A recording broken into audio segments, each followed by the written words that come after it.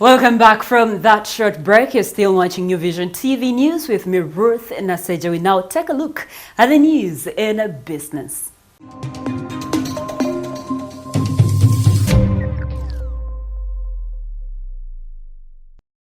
In business today, the Uganda Revenue Authority has challenged used cars dealers in Uganda to diversify their businesses as the industry gets more streamlined, challenging and competitive.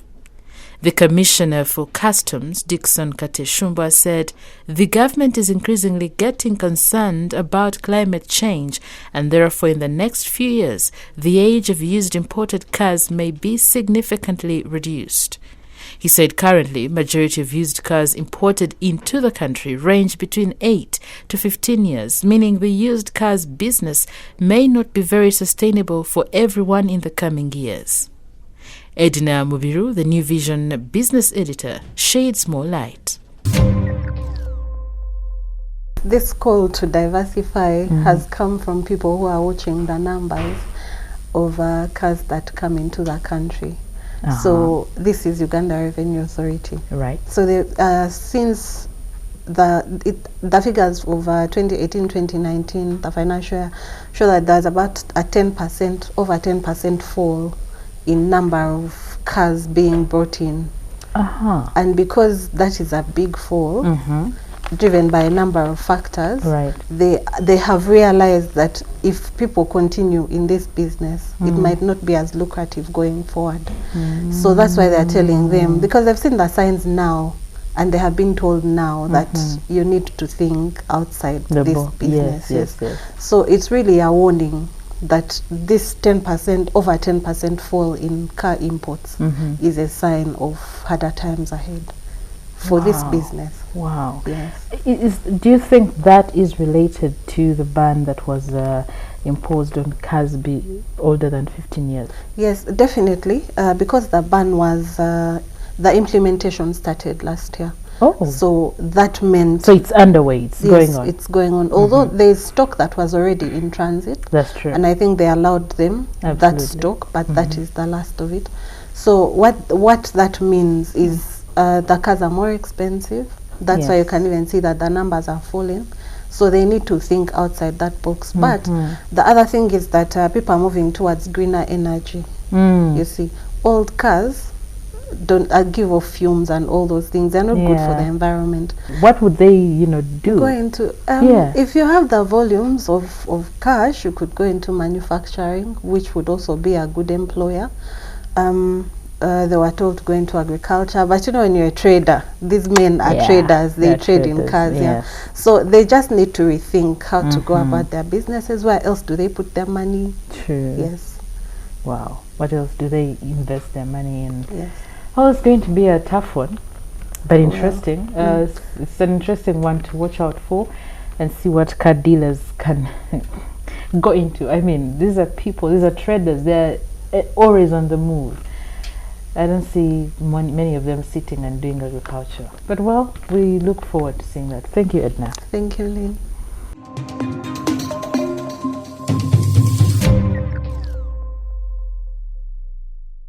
Thank you, Lynn, for the news and business. We now take a look at our Daily Pile of Africa series. Today it is Kisiizi Falls.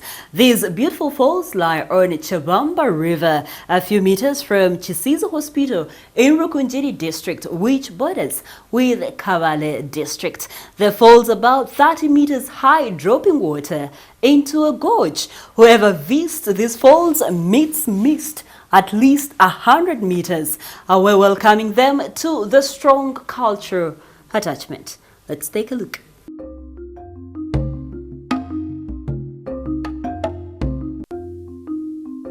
In these trees is where you find Kisiizi Falls. Its water flows and eventually drains into Lake Edward. Kisiizi is known to have instilled morals in Bachiga girls who are not married. It is reported that at these falls, unmarried pregnant Bachiga girls could be thrown to their death. When the practice was stopped, the falls area became a place of hope and healing as the Church of Uganda established Kisiizi Hospital in 1958. Kisiizi Falls beauty is comprised of many magnificent creatures, such as birds of all sizes and colors, giving you the pleasure of bird watching. Other activities to engage in while here are forest walks, sightseeing, photography experiences, among others. These sculptures also tell a story that will stay in your memory forever.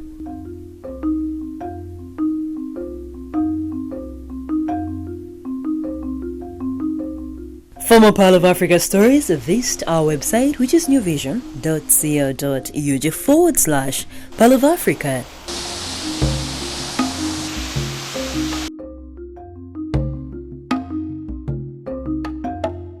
For more Pearl of Africa stories, visit our website, which is newvision.co.ug/Pearl of Africa.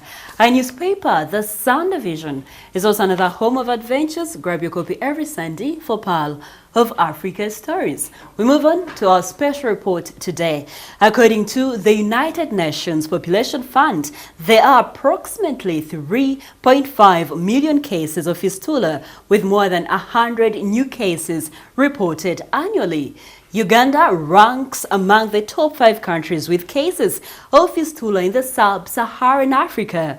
The Uganda Demographic Health Survey report puts the prevalence of fistula at 4.0% in western Uganda. There have been various interventions in the region to handle the cases. We have a report.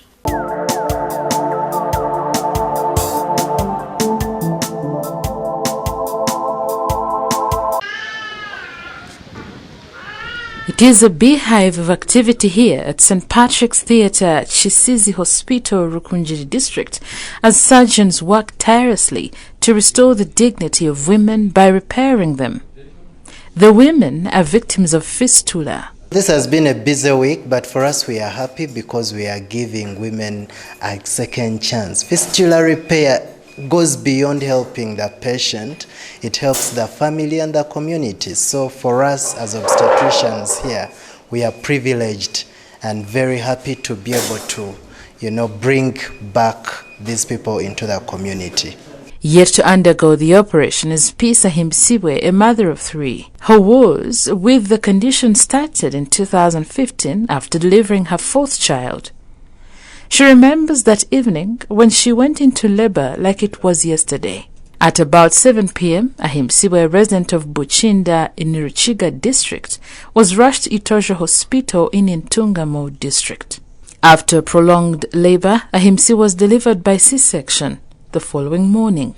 Unfortunately, she did not get the chance to cuddle her bundle of joy. She lost her baby. kankwata shayemu niza bantwara mu irwariro nazara nkanyesa kare mu kashe so ebisha bikakwata sawe mu mwazi nazara nkanyesa kare mu kashe hachikuwazire naeza kuba mazire kunshemeza nkantara mane kiri wonye kabiri nkanyama mwana afira bakuyamo umwana afira hacece nkarico ukakireba rya kubayirize bambarira ngo ruhago rwashishika. Ahimsiwe was discharged 2 weeks later. While she was struggling to come to terms with the loss of her baby, another catastrophe struck. While at her residence at Buchinda, she remembers standing up from a chair and then noticed that her dress was soiled with urine. Not aware of what was happening to her at the time, she rushed to the hospital for an examination. Ahimsiwe had developed a condition termed as vesicovaginal fistula. This has been her way of life for the last 4 years. Florence Nalubega, a fistula surgeon at Chitovu Hospital, described fistula as a tear that occurs during childbirth between the vagina and the bladder, causing urine to continuously leak. As they are pushing these babies, sometimes they get damages onto the vaginal canal, and then they end up with tears in that side. So when they get such tears, some of them are repaired and some of them are partially repaired. So when they are partially repaired, you have to know, these tissues finally well attached to each other. So when you come and examine, some of these mothers come and tell you that I'm passing flatus, I'm passing poo-poo without control. The main cause of fistula in Uganda now is obstructed labor, prolonged labor, taking more than 18 hours in labor. That leads to a fistula cause. That is a leakage of urine or a hole between the bladder and the vaginal canal. Ahimsiwe is certainly not alone with the condition in Uganda. The rates keep on increasing every year. United Nations Population Fund reports 1,900 new cases of fistula every year in the country. In 2018, United Nations Population Fund supported more than 1,100 fistula repair surgeries, contributing to 1,829 fistula repairs done in Uganda. Globally, the UNFPA reports that there are approximately 3.5 million cases of fistula with up to 100,000 new cases annually, with majority being in sub-Saharan Africa and Asia. According to the Uganda Demographic and Health Survey 2011 report, fistula prevalence stands at 4.0% in the Western region. A sign of hope for Ahimsiwe to live normally again was during a one-week surgical camp organized by the Ministry of Health in partnership with the United Nations Population Fund in Rukunjiri recently. The camp was in commemoration of the International Day to End Obstetric Fistula under the theme, Fistula is a Human Rights Violation, End It Now.